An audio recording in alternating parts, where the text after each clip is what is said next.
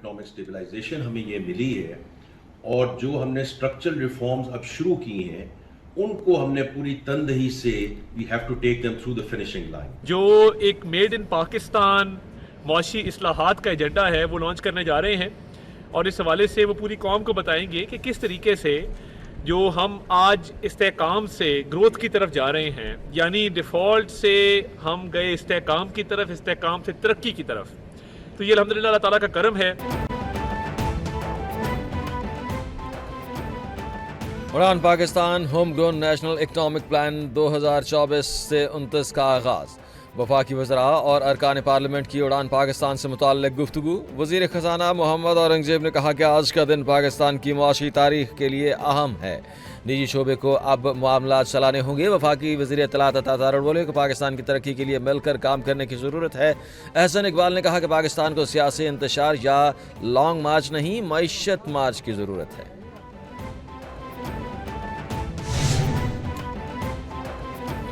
وفاقی کابینہ کا اجلاس آج طلب کر لیا گیا. وزیر اعظم شہباز شریف کی زیر صدارت وفاقی کابینہ کا اجلاس شام 5 بجے ہوگا. ذرائع کے مطابق اجلاس میں ملک کی مجموعی سیاسی صورتحال کا جائزہ لیا جائے گا.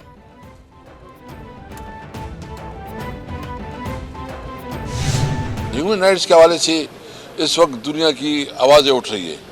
یعنی جو ملٹری کورٹس کے سزائیں ہیں، یورپی یونین پوری مغربی دنیا نے اس کے اوپر جو ہے نا اپنی آواز اٹھائی ہے. دوسرا ہمارا مطالبہ یہ ہے کہ جو 9 مئی اور 26 نومبر کو واقعات ہوئے ان کی جوڈیشل انکوائری سپریم کورٹ کی سینئر ترین ججوں کے قیادت میں بنائی جائے تاکہ انصاف ہو.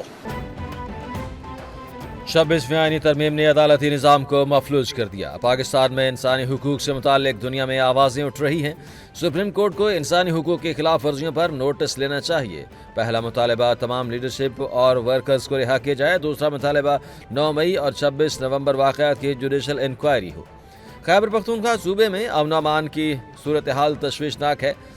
رہنما پی ٹی آئی اسد قیصر کی پشاور ہائی کورٹ پیشی کے بعد میڈیا سے گفتگو.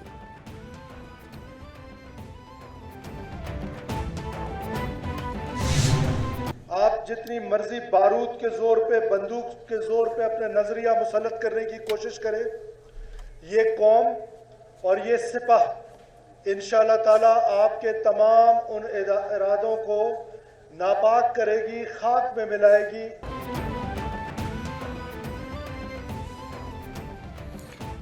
وزیر اعلیٰ بلوچستان سرفراز بگٹی کا کہنا ہے کہ دہشت گردوں کو بھارتی ایجنسی را فنڈز دیتی ہے. دہشت گردوں کے تمام مذموم مقاصد خاک میں ملا دیں گے. سیکیورٹی فورسز نے دہشت گردوں کو آنکھوں میں آنکھیں ڈال کر چیلنج کرنا ہے.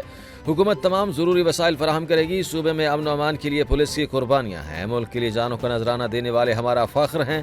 ملک کے لیے خون بہانے والوں کو خراج تحسین پیش کرتا ہوں.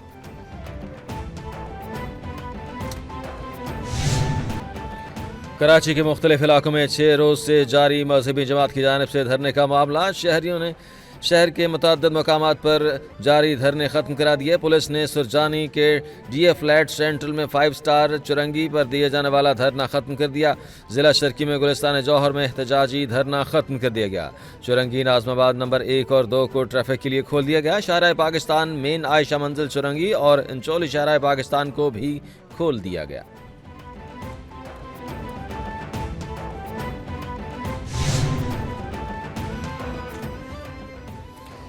سینئر وزیر سندھ شرجیل نامے میں نے کہا کہ شہریوں سے اپیل ہے کہ نیو ایئر نائٹ پر ہوائی فائرنگ نہ کریں. نئے سال پر ایسا کوئی کام نہ کریں جو کسی کے لیے اذیت کا باعث بنے.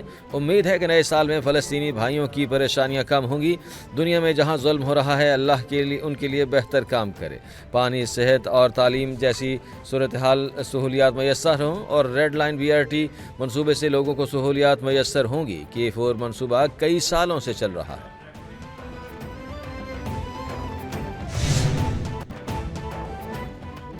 لاہور سمیت پنجاب بھر میں دھند کے ڈیرے. حد نگاہ میں بہتری آنے پر موٹر وے کو مختلف مقامات سے ٹریفک کے لیے کھول دیا گیا. رات کے موٹر وے کو عوام کی حفاظت اور محفوظ سفر کو یقینی بنانے کے لیے بند کیا گیا تھا. شدید سردی کی لہر برقرار. بالائی علاقوں میں سفید موتیوں کی برسات. ہر طرف حسین مناظر آنے لگے. آزاد کشمیر کے علاقے وادی لیپا میں خون جما دینے والی سردی سے نظام زندگی متاثر ہو گیا.